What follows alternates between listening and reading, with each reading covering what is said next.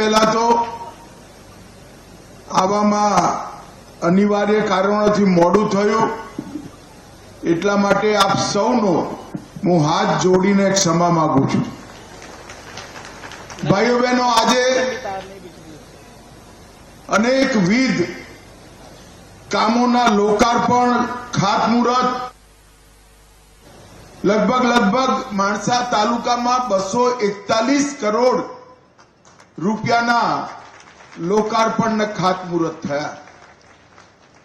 ભૂપેન્દ્રભાઈ અને કુંવરજીભાઈએ એની વિગતે બધી વાત કરી, શું શું ફાયદા થશે।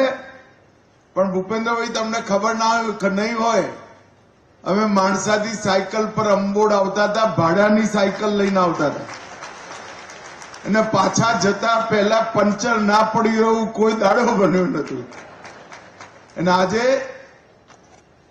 માણસાથી હું અહીં આવ્યો, રોડ પર ચકમકતો રોડ, મેં જ ભૂમિપૂજન કર્યું હતું, માનું ભવ્ય મંદિર।